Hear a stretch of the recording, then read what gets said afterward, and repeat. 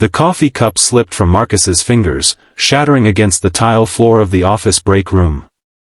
His boss, Eleanor Winters, the notoriously stern CEO who had never shown a hint of vulnerability in the 3 years Marcus had worked under her, was standing by the window, watching couples in the park across the street with such raw longing that it felt like he'd walked in on something deeply private. If you're enjoying this story, please hit that like button and subscribe to catch more heartfelt content like this every week. Your support means everything to this channel. Marcus froze, unsure whether to announce his presence or quietly back away. Before he could decide, Eleanor turned, her usually composed face streaked with a single tear she quickly wiped away. "I'm sorry," Marcus stammered, kneeling to pick up the ceramic shards. "I didn't mean to." "Leave it," Eleanor said, her voice softer than he'd ever heard it. She walked over and crouched beside him, helping gather the larger pieces. Accidents happen. Marcus had never been this close to her before. Up close, he noticed the faint lines around her eyes, the slight tremble in her usually steady hands. For 3 years, she had been nothing but Ms. Winters, the demanding executive who expected perfection and rarely offered praise. The woman who had nearly fired him last year when he missed an important client meeting because his daughter Sophie had a fever. "You were watching the couples," he said before he could stop himself. Eleanor stiffened. "I was just taking a break." "I do the same thing sometimes," Marcus admitted. "Ever since Melissa left, I find myself staring at happy families, wondering what I did wrong." Eleanor's professional mask slipped for just a moment. "How old is your daughter now?" "Sophie's 7, Marcus replied, surprised she remembered he had a child at all. "It's been just the 2 of us for almost 3 years. Eleanor nodded, standing up and smoothing her impeccable suit. "It's difficult, isn't it? Being everything for someone else while feeling like you have nothing for yourself." The unexpected vulnerability in her voice made Marcus look up. Eleanor was staring out the window again, at a young couple sharing a kiss on a park bench. "You could have that too, you know," Marcus said quietly, the words escaping before he could consider their impropriety. Eleanor turned to him, her expression unreadable. "That's highly inappropriate, Marcus." "I didn't mean," he began, mortified. "I know exactly what you meant," she cut him off. "And you're wrong. Some people aren't meant for happy endings." She walked out, leaving Marcus alone with the broken pieces of his coffee cup and the distinct feeling that he'd glimpsed something important beneath his boss's carefully constructed facade. The following Monday, Marcus arrived at work to find a memo in his inbox. Eleanor wanted to see him in her office immediately. His stomach dropped. After their awkward encounter in the break room, he'd spent the weekend convinced he was about to lose his job. Sophie had noticed his distraction during their Saturday morning pancake ritual. "Dad, you're burning them again," she'd pointed out, her gap-toothed smile both a comfort and a reminder of everything he stood to lose. "Sorry, Soph," he'd said, flipping the blackened pancake into the trash. "Dad's just thinking about work stuff." "Is it about the dragon lady?" Sophie asked innocently. Marcus had nearly choked. "Where did you hear that?" "That's what Uncle Dave calls your boss. He says she breathes fire." Marcus had made a mental note to have a word with his brother about appropriate nicknames around impressionable children. "Ms. Winters is not a dragon," he'd told Sophie firmly. "She's just focused." Now, standing outside Eleanor's office door, Marcus wished he had the courage of a knight facing a dragon. He knocked tentatively. "Come in," Eleanor called. She was seated behind her desk, glasses perched on her nose, reviewing documents with the same intensity she applied to everything. Without looking up, she gestured to the chair across from her. "You wanted to see me?" Marcus asked, his voice steadier than he felt. Eleanor removed her glasses and fixed him with that penetrating gaze that had made junior executives cry. "The Harrington proposal. Where are we with it?" Marcus blinked, caught off guard by the ordinary business question. "I finished the final revisions yesterday." It's ready for your review. Good. She nodded, making a note. And the quarterly projections? Completed last week. They're in your shared folder. Eleanor studied him for a long moment. You've been doing excellent work lately, Marcus. Despite distractions. Was she referring to his single parenthood or their awkward encounter? Marcus couldn't tell. Thank you, he said cautiously. I'm promoting you to senior account manager, she continued, sliding a folder across the desk. Effective immediately. It comes with a substantial raise and more flexible hours. Marcus stared at the folder, stunned. I don't understand. It's quite simple. You've earned it. But last year, when I asked about advancement opportunities, you said I wasn't ready. Eleanor's expression softened almost imperceptibly. Last year, you weren't. Now you are. What changed? He asked, unable to help himself.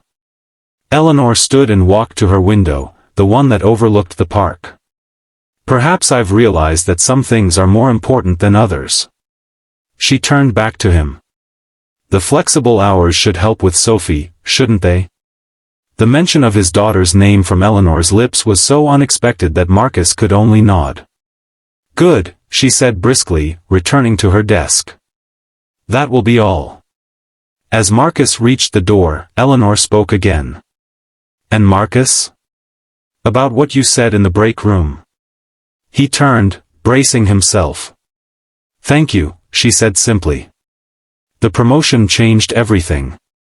The flexible hours meant Marcus could drop Sophie off at school most mornings and be home in time for dinner. The raise allowed him to move them from their cramped apartment to a small house with a backyard where Sophie could play. But the most surprising change was in his relationship with Eleanor. The ice between them had thawed, replaced by a professional respect that occasionally hinted at something more personal. She asked about Sophie sometimes, and he found himself sharing small stories about his daughter's adventures in second grade. In turn, Marcus began to see glimpses of the woman behind the executive facade. Eleanor worked late not because she was a taskmaster, but because she had nothing to go home to. She pushed her employees hard because she pushed herself harder. And sometimes, when she thought no one was looking, she still watched the couples in the park with that same quiet longing. One evening, working late on a major presentation, Marcus found Eleanor in the conference room surrounded by scattered papers and empty coffee cups. You should go home, she told him without looking up. Sophie will be waiting. She's at her grandmother's tonight, Marcus replied, setting down his own work. I thought you could use some help. Eleanor looked up, surprise evident in her tired eyes. I don't need. Everyone needs help sometimes, Marcus said gently. Even CEOs. After a moment's hesitation, she nodded toward a stack of reports. Those need to be incorporated into Section 3. They worked in companionable silence for hours, the office emptying around them until they were the only ones left. When they finally finished, the clock read past midnight. I'll walk you to your car, Marcus offered as they rode the elevator down. That's not necessary, Eleanor said automatically. Humor me. My mother raised me to be a gentleman. A small smile played at the corner of her mouth. She did a good job. The parking garage was eerily quiet, their footsteps echoing between concrete pillars. When they reached Eleanor's sleek black sedan, she turned to him with an uncharacteristic hesitation. Would you like to get coffee sometime? She asked suddenly. Not here. Not as colleagues. Marcus felt his heart skip. I'd like that. This is probably a terrible idea, Eleanor said, more to herself than to him. Probably, he agreed with a smile. But some terrible ideas turn out to be the best ones. Their first coffee date was awkward. Eleanor arrived in a business suit, as if she couldn't quite separate herself from CEO mode. Marcus spilled his drink when their hands accidentally touched reaching for sugar packets. They talked about work for 30 minutes before Eleanor finally sighed. This isn't going well, is it? she asked bluntly. Marcus laughed, relieved by her honesty. Not particularly. I haven't done this in a long time, she admitted. Dating. Especially not with someone who works for me. If it helps, I'm pretty rusty too, Marcus said. The last date I went on, the woman spent the entire time telling me how brave I was for raising Sophie alone, like I deserved a medal for parenting my own child. Eleanor's expression softened. That must be difficult. Being seen as your circumstances rather than as yourself. You understand that better than most, I imagine, Marcus replied. Being seen as the boss rather than as Eleanor. She looked startled, as if she wasn't used to hearing her own name. Yes, I suppose I do. So maybe we start over, Marcus suggested. No work talk. Just two people getting to know each other. Eleanor considered this, then extended her hand formally. Hello. I'm Eleanor Winters. I enjoy classical music, spicy food, and long walks in the park across from my office where I definitely don't stare at happy couples with pathetic envy. Marcus grinned, taking her hand. Marcus Chen. Single dad, pancake burner, and occasional giver of inappropriate workplace advice. Their second date was dinner. Their third was a walk through the very park Eleanor had watched from her window. By their fourth date, when Eleanor tentatively reached for his hand as they strolled along the river, Marcus realized he was falling for his boss. Dad, is Ms. Winters your girlfriend? Sophie asked one Saturday morning, 6 months after that first coffee date.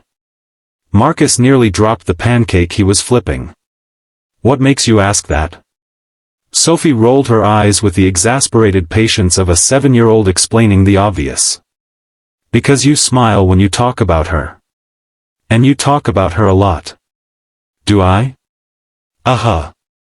And she sent me a birthday present even though she's never met me. Only girlfriends do that.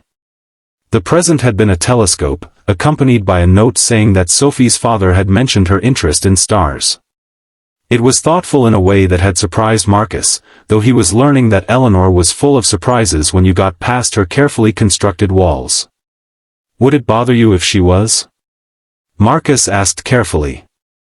Sophie considered this with the serious expression she wore when making important decisions. Does she make you happy? Yes, Marcus answered honestly. She does. Then it's okay, Sophie declared. But I want to meet her. To make sure she's good enough for you. Marcus laughed. That seems fair. The meeting was arranged for the following weekend, a picnic in the park. Eleanor arrived carrying a basket filled with Sophie's favorite foods, information Marcus had casually mentioned, and looking more nervous than he'd ever seen her, even before major client presentations.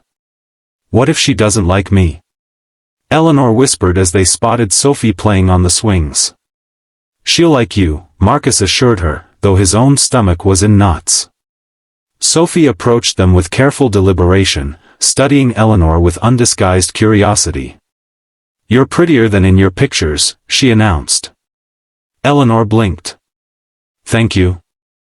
Dad has your picture on his phone. He looks at it a lot. Marcus felt his face heat. Sophie. It's okay, Eleanor said, kneeling to Sophie's level. I have pictures of you and your dad too. Your father talks about you all the time. He talks about you too, Sophie informed her. He says you're brilliant and kind, even though you pretend to be tough. Eleanor's eyes widened, and she glanced up at Marcus, who wanted nothing more than for the ground to swallow him whole. Does he now? Eleanor asked, a smile playing at her lips. Sophie nodded solemnly. Are you going to be my new mom? Sophie. Marcus exclaimed, mortified. But Eleanor didn't seem flustered. She considered Sophie's question with the same seriousness with which it had been asked. I don't think anyone could replace your mom, she said gently. But I care about your dad very much, and I'd like to be your friend, if that's okay with you. Sophie thought about this, then nodded. That's okay. But you have to promise not to make Dad work late anymore. He gets grumpy when he misses bedtime stories. I promise, Eleanor said solemnly, offering her hand to shake on it. Sophie bypassed the handshake and hugged Eleanor instead. Over the child's head, Eleanor's eyes met Marcus's, wide with surprise and something that looked remarkably like hope. Their relationship progressed slowly, carefully. Eleanor was hesitant to disrupt Sophie's routine, and Marcus appreciated her consideration. They had dinner together once a week, sometimes with Sophie, sometimes alone. Eleanor taught Sophie about constellations with her new telescope. Marcus learned that beneath Eleanor's professional exterior was a woman who loved old movies, hated cooking, and had a surprisingly wicked sense of humor. At work, they maintained their professional boundaries, though the office gossip mill inevitably caught wind of their relationship. Marcus was called into HR, where he signed forms acknowledging the company's policies on workplace relationships. Eleanor faced scrutiny from the board, who worried about potential favoritism or liability. Maybe this is too complicated, Eleanor said one night, after a particularly difficult board meeting. They were sitting on Marcus's back porch, watching Sophie chase fireflies in the yard. The company has rules for a reason. If you're looking for an excuse to end this, just say so, Marcus replied, hurt evident in his voice. Eleanor turned to him, surprised. That's not what I want at all. Then what do you want, Eleanor? Because sometimes I still feel like I'm trying to figure you out. She was quiet for a long moment, watching Sophie's delighted dance through the grass. I never thought I could have this, she finally said. A family. After Richard left, I threw myself into work because it was easier than admitting how much I wanted what everyone else seemed to have so effortlessly. It's not effortless, Marcus said softly. It's work. Every day. Work I never thought I deserved, Eleanor admitted. Until you said those words to me in the break room. You could have that too. No one had ever suggested that possibility to me before. Marcus reached for her hand. You deserve happiness, Eleanor. We all do. She squeezed his fingers. So do you, Marcus. And if being with me complicates your career, then we'll figure it out, he interrupted. Together. 1 year after their first coffee date, Marcus and Eleanor stood in the same park where she had once watched couples from her office window. Sophie was feeding ducks by the pond, supervised by Marcus's mother, who had flown in for the weekend. Remember when I caught you watching couples from your window? Marcus asked, his arm around Eleanor's waist. She leaned into him. I remember thinking you were the most impertinent employee I'd ever had. And now? Now I think you're still impertinent, but I've grown rather fond of it. Marcus laughed, turning to face her. I have something for you. He reached into his pocket and pulled out a small velvet box. Eleanor's breath caught. Marcus. I'm not proposing, he clarified quickly. Not yet. I know we're not ready for that step. Relief and something like disappointment flickered across her face. Then what is this? He opened the box to reveal a delicate silver key. It's a key to our house. Sophie and I want you to have it. To come and go as you please. To be part of our family, however and whenever you're ready. Eleanor stared at the key, then at Marcus, her eyes bright with unshed tears. Are you sure? Sophie suggested it, Marcus said with a smile. She said you spend so much time at our house, you should be able to let yourself in. Eleanor took the key with trembling fingers. Thank you, she whispered. Both of you. Across the park, Sophie looked up from the ducks and waved enthusiastically. Eleanor waved back, then turned to Marcus with a smile that held all the promise of their future. You were right, you know, she said softly. About what? That day in the break room. When you said I could have this too. She gestured to Sophie, to Marcus, to the life they were building together. You were right. Marcus leaned in and kissed her, right there in the park, among all the other couples she had once watched with such longing. And as Eleanor kissed him back, he knew they had both found what they'd been looking for all along, not perfection, but the perfect imperfection of real love, with all its complications and rewards. If this story touched your heart,